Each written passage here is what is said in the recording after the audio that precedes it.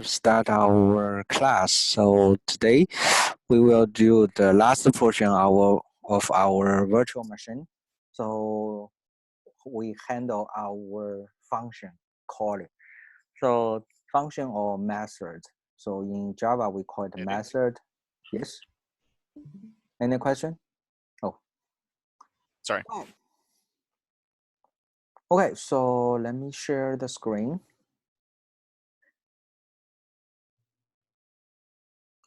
So sharing. Okay, everyone can see my screen.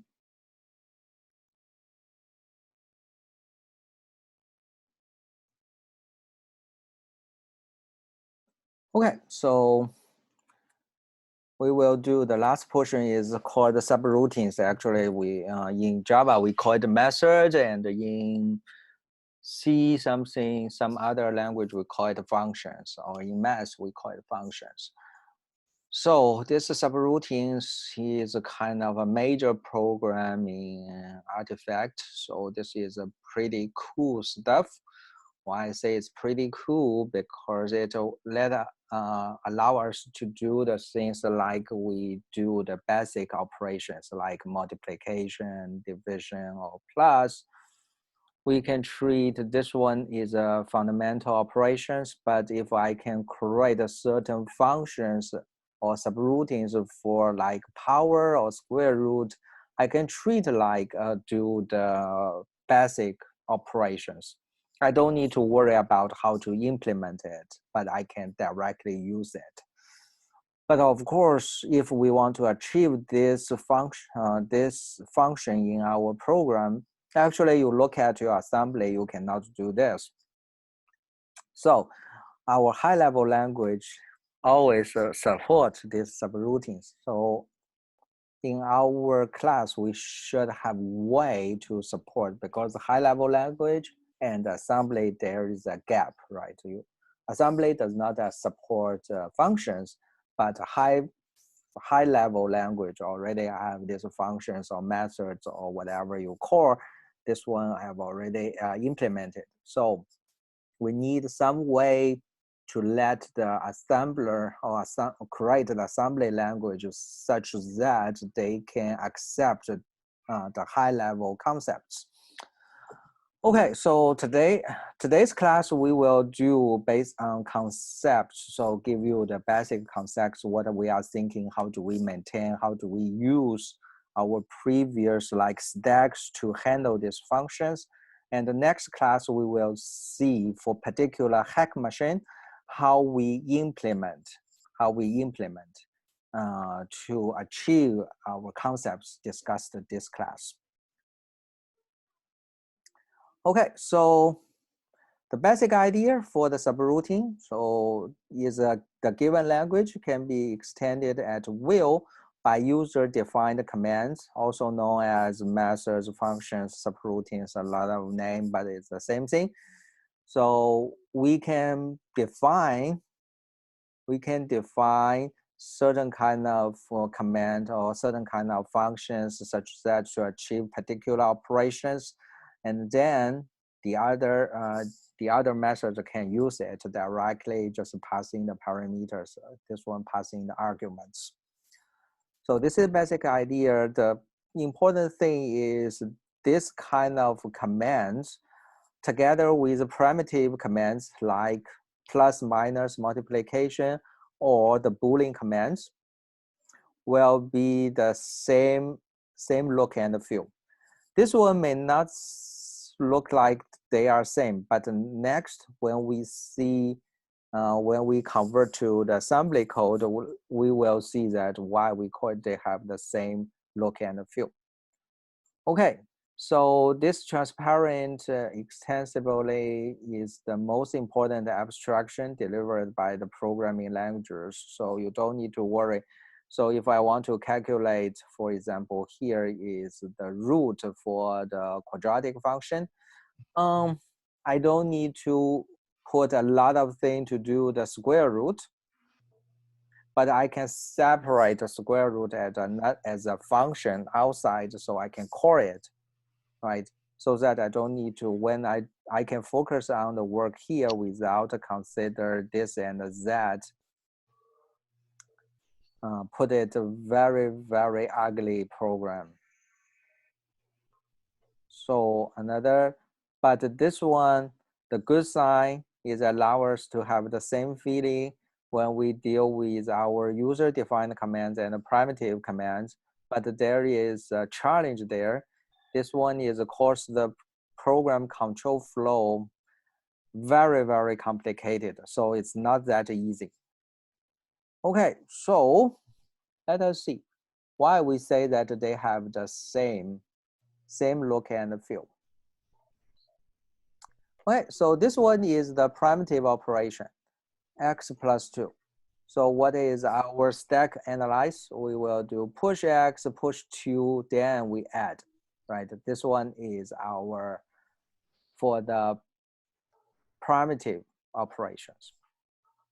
And then I want to calculate which is not primitive operations, like x to the power index of 3. So we have the power of the index 3. So I can push x, I can push 3. Then I need to do the things is, if I don't have the function, then I need to know, okay, this is 3, right? I need to multiply x 3 times.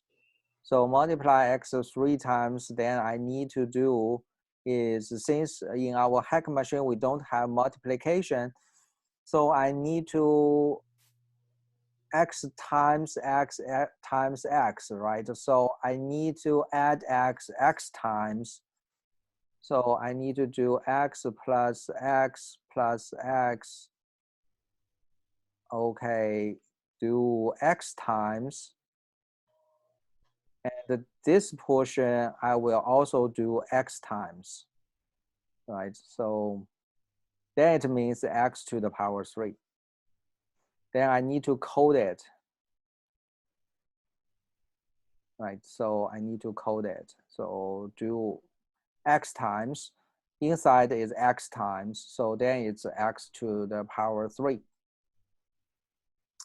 Then this one is very ugly if you do the code in assemblies, because you push x, then I know it's 3, right? Then I will do x plus x times. So I need to push x 3 times, then push x 3 times, and then do the multiplication 3 times. So this one is very, very ugly. But if we have the function,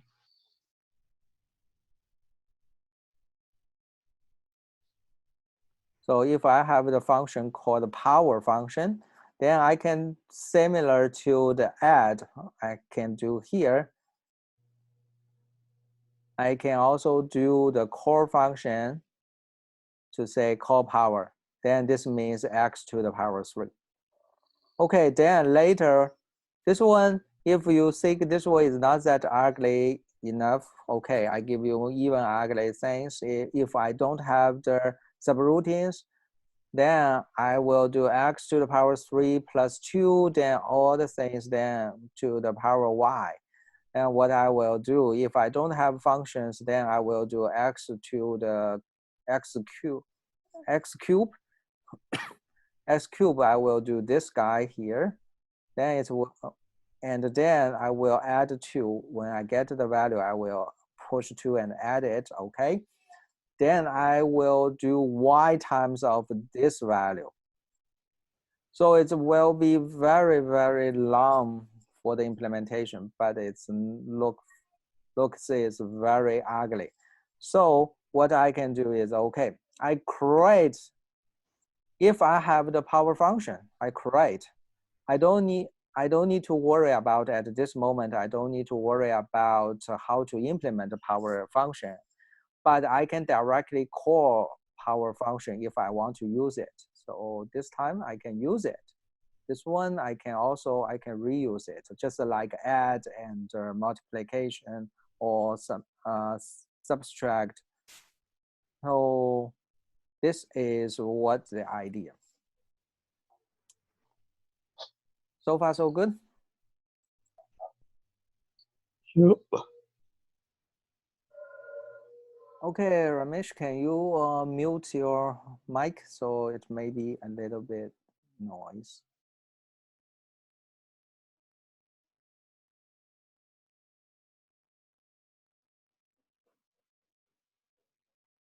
All right, thank you.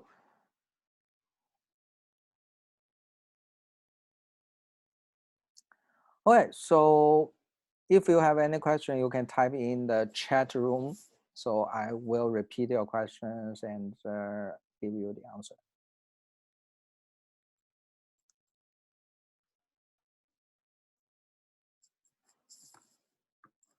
Okay, so let's move forward. Okay, so core and return conversion. So we will do is what we do is how do we create the subroutines at a high level. So the high level will be core and return. So this is a core. When I want to use the function, I will call the function. Okay. When the function finish, I will push the results into the stack and return back to the caller. Okay, so the callee run the code, and when it's finished, it push the results into the stack and return back to the caller. Okay, so this is the circle.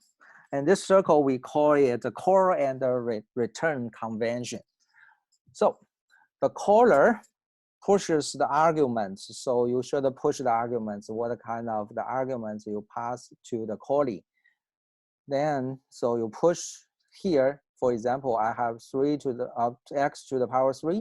So I will push 2 arguments. One is x, one is 3. So push into the stack and maintain at the argument segment, right? So the last week we have already do this segments. So I have the argument segments. I will push into the argument segments. And then calls the callee and waits for it to return. So the caller will suspend his its running and wait for the callee to run and finish and give me the return. Okay, so this is a caller. Before the callee terminates, so means the callee will return back. The callee must push, so don't forget, you should push a return value into the stack so that it will be, when it finishes, it will be disappear from the stack, but the return value will be kept in the stack. At the point of the return, the callee's resources are recycled and the caller's state should be reinstated. So what does it mean? It means that I should have some way to handle the caller's current status before I enter to call the callee. When the callee finishes its running, then it will push the value into the stack and all its resources running inside its, for example, its own arguments, its own local variables as example. So his LCL, his ARG, so should be disappear. So how do I do the disappear? So if you do the C++, you will be have some idea.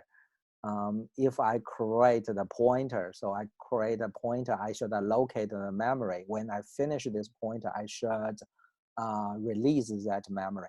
But Java virtual machine will do it automatically.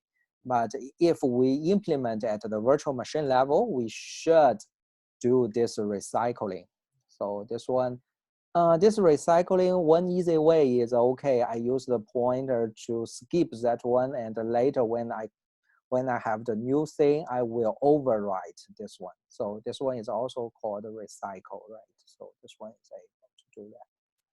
And the caller's net effect, the arguments were replaced by the return value, just like with the primitive operations, right? So here I put the argument x and 2, so I do the add, then these two values will be disappear, but it's just have the add, right? The results there in my stack. So the callers, when it get the return value, it will be stored at its original argument part. And then this return value will be used later. So arguments were replaced by the return value. Right, so this is the whole procedure. And then when we see the implementation, so when we see the high level implementation, we will see how the actual functions we need to do. Okay, behind it actually is the recycling and the reinstating subroutine resources and the states is a major headache thing. So this one is we try to make sure how to do the recycling and the reinstating. This one is probably you will not see before, because you don't care too much about, we just we call the function, but we never care too much about how to recycle and how to reinstate. Okay, so now we will see this magic. It can be done in the stack based. So the pointer stack. So we will do this. Okay, so the major things, just based on our core and the return convention, we need to implement three things associated with subroutine. The first one is I should give certain function. So give the function name. So if I have this keywords function, so tell the system that I create this function. This is like a label. So you can do add, right? Add. But this one is implemented by the virtual machine already. So this is a primitive operation. If it's not primitive operations, it's not a primitive operation, then we need to tell the system, I create one kind of function. This function, the name is G, and I have a list of variables. This one is, this variables, it should be the argument, right? So this one is the local variables. In function G, this one is the local variables. But this one should be get from the, when you call it, you should satisfy, you should put n variables there. But these n variables can be used locally. Why it's local variables? Because this one, it will be disappeared after you finish the function. Okay, when the caller want to use this function, it will be call to invoke function. This is function name G, and then provide n arguments. Okay, if you have n variables, local variables for the function, you pass in, this is the parameter, then you should pass in n arguments. Okay, so this n arguments you can push onto the stack. Okay, so you can push it into the stack. And when you return, you will terminate this function. So when you return, so you don't need to, so the question is why here return, I don't have the function name.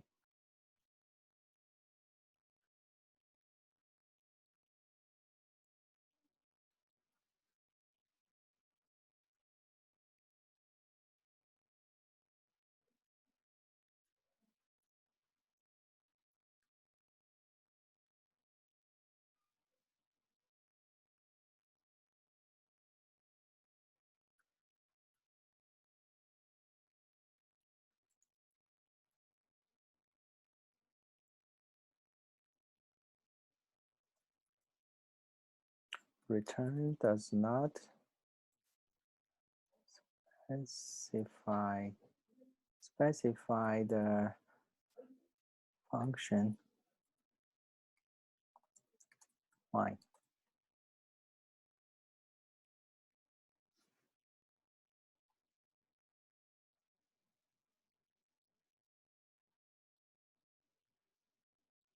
So when I call, I will specify the function, while my return does not specify which function I should return back. Anyone can answer?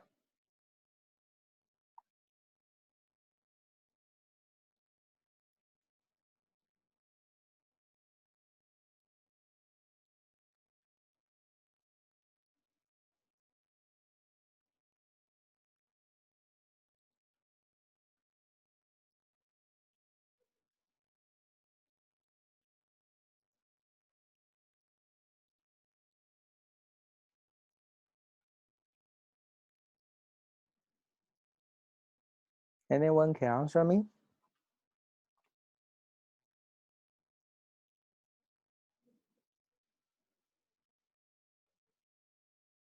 Okay, I wait 5 minutes for you to think about this question.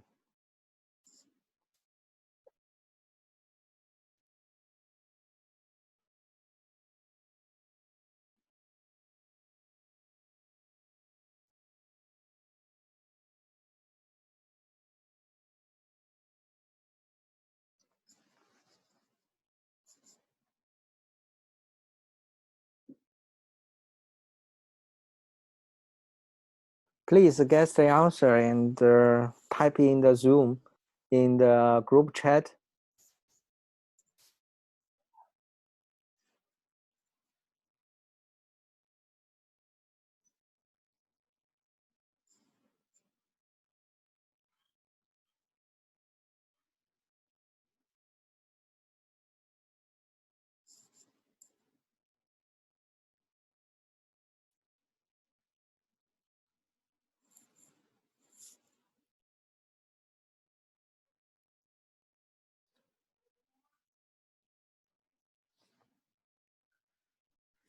Okay, let us see.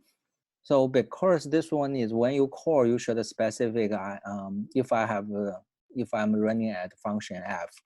So if I call, I should know which one to call. But if it's the callee, actually, when you do the stack, this one is you push it into the stack, right? And this is f here. And then g is here. So when you return actually means you pop it out. You pop it out, and then this one is disappear, and the next one, your SP, the stat, will point to is the f function. So this one, this function pop out, then this function is actually is your return, right? So also this is mean that actually the callee knows who is the caller, but the caller will specific show which one is the callee. Okay, so this one is the function. So now, why we need this particular function?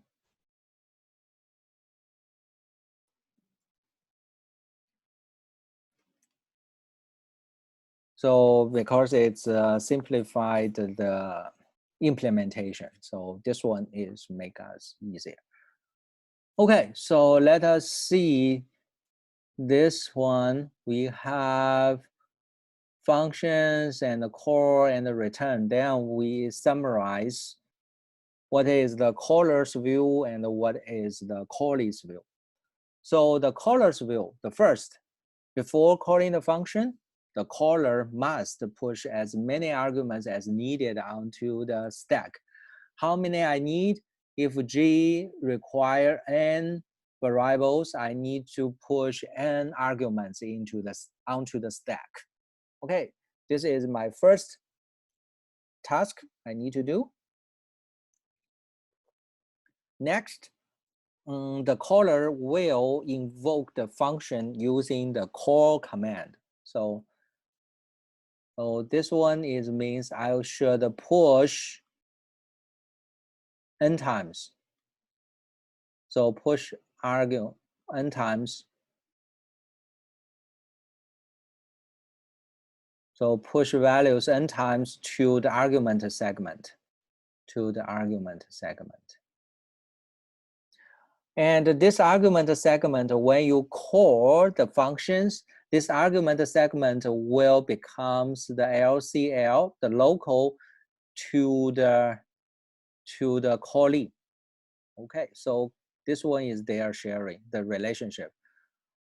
Okay, the caller push push variables, push value n times. So push value n times and to the argument segment. And then the callers will use the call function to call the callee. And this argument segment will becomes the LCL at the callee's side. Okay, then it will stop and wait. Okay, wait for the callee to return the value. Okay, then we will look at the callee's value.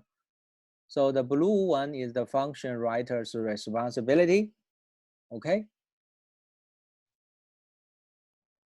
so the black box is the magic supplied by the VM implementation. So what is the VM after? This one is the after one. So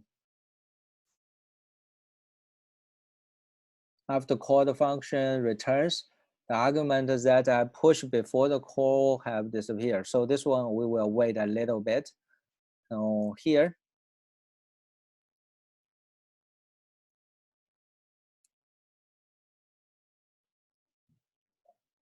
okay, so the callee will do the things is before existing the function, it must push the value onto the stack and then return. But it will first, so this portion is the programmer. So the high level language, so the programmer will do. And this one is for the virtual machine. For the virtual machine side, so the virtual machine side, it will first at the callee side. So because the caller has already pushed n values into the argument, then the callee will say, will see this one. I will start executing. My argument segment has been initialized with the actual argument values passed by the caller. So my argument will get the information and it will be the local one. And my local variable, okay, so sorry, this one is not here. So I should erase it. Okay, so this argument here, I push it into the argument, and then my virtual machine at the callees will see this argument segment, and this argument segment will be used later in my calculation in the callee side. And then I will also the virtual machine will also create the local variable segment and initialize to 0. And the static segment that I see has been set to the static segment of the virtual machine file to which I belong. And the working stack that I see is empty. Okay, so this is the virtual machine side. When it's entered the function, when you enter the function, what the callee's side to see is I can see the argument. I can see the argument. This one is already pushed by the caller. My local one will be set to 0. Okay, everything will be initialized to 0. Okay, and then my static segment will be shared with the caller. Actually means that the caller, what kind of static segment it belongs to, then it the callee will also belong to that static segment. And the most important thing is to the callee, when you enter this function, every stack will be the empty. Although the total stack will not be empty, but for the callee itself, the stack is empty. Okay, so when the return, the callers will do is the argument that I pushed before the call, so I pushed it here, right? This one is in here. But when it's returned back, the argument segment should be disappear, and only the return value is at the top of the stack. Okay, so the argument I push will be disappear, and the return value will be on the top of the stack. All my segments are the same as before the call. So the argument, the local, the static are the same as before the call. So how do we implement? So this one is the key concept is still using the stack. Still using the stack. So the first thing is when function f calls function g, the virtual machine should save the return address, should save the virtual segments of f. So this one maintains the argument local static, right? So you should local and the static should be stored, and then allocate and initialize the 0 as many local variables as needed by g. Okay, set the local and the argument segment pointers of g. So I will set it and transfer control to g. Okay, so this is the virtual machine work for f. The g, when g finish, clear all g's argument and other junk from the stack, and restore the virtual segment of f. So like the static, like the local variables for f. So I should restore and transfer control block to f. So next, we will see how we make it happen. And the key idea is still from the stack. So previously we can evaluate the operations. So here, now we can use stack to evaluate our functions. So the stack is here. So on the top, so this is the bottom is the actually, this guy is the top of the stack. Okay, so this is top of the stack.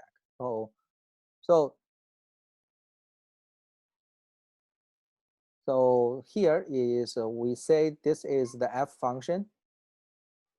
So f function will push all this one, the argument 0 to argument n-1 into for the current function. So this is argument.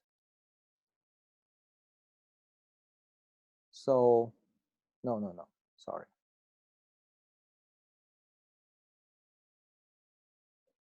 Okay.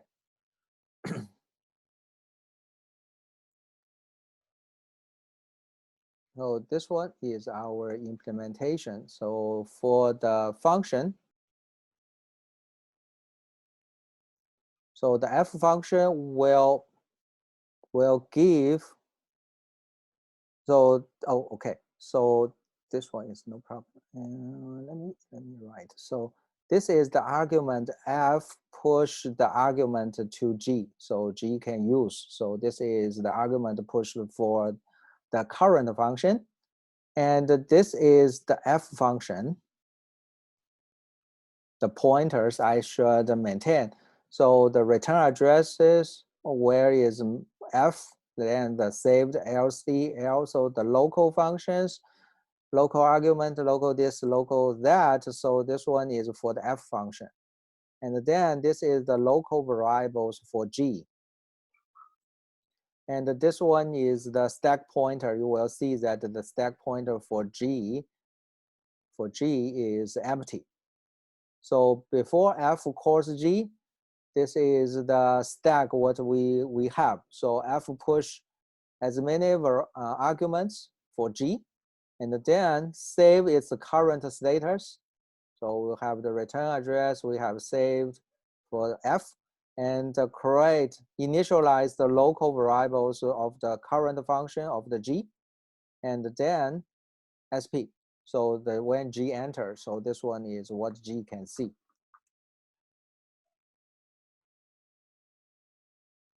Right, so this one is the whole thing. And let us see an example before we finish our class. So this one is we call the fact. So fact function fact. So the P function is called the fact, and the fact function calls multiplication. Okay, so let us see. So it looks like P called the fact called the multiplication, and it will return back. You can call again, you can call multiplication again, then it's a return back. So we can do the factorial, right? Here is do the factorial 4. How do we do? So I call 1, 2, then multiply, then call 2 times 3, so I give the results, and then 6.4, I give the results, and then return. So this is the whole procedure. And then we look at behind this calling figure, how our virtual machine use stack to do the things. So before we call the multiplication, so this is for, so this is the F function, this is the P. So function P, this is the P value, P stored. Then I have the argument 0 for the fact. And the fact will do, before it call multiplication, it have the local variables. We have 2 local variables, result and J. And we have the working stack. And then I will push arguments for multiplication. And this is my stack.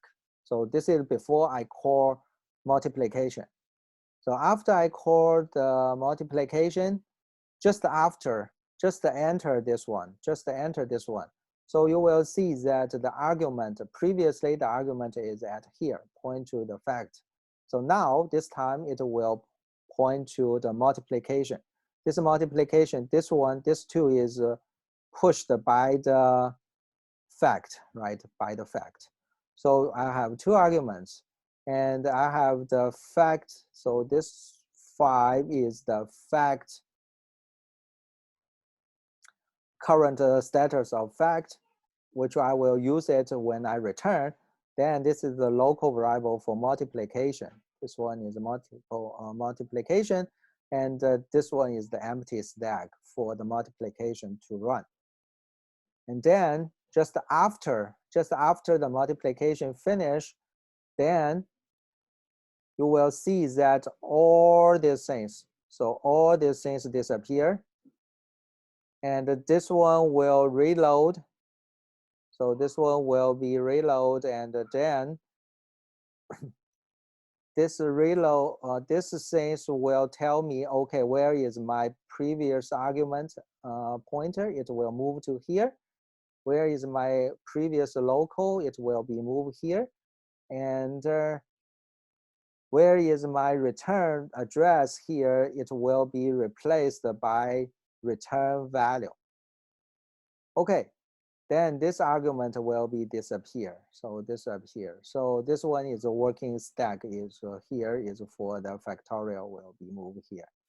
Then you will adjust the argument and the LCL, right? So based on this information, you can adjust your argument and local variable pointer. So when you finish calling the function. Okay, so this is the high level picture of our stack for the function. Actually means you use the stack to store the argument and create the empty stack. You should also store your current status of caller and create the new empty. Actually, the empty one is just move the pointer move down, right? In this figure, it's move down. Okay, then you can do the whole things normally as you do the function, do the methods, inside the methods.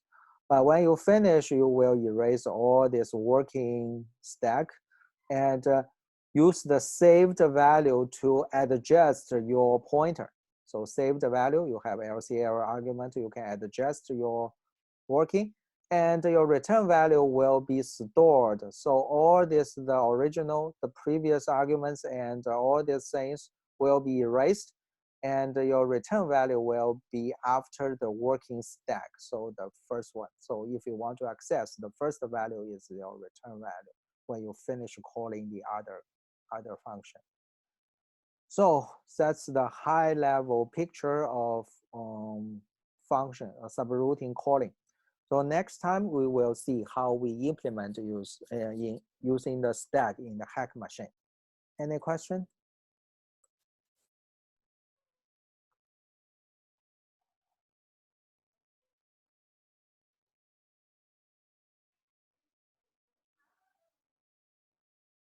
Okay, so then if there's no questions, then that's all for today's class.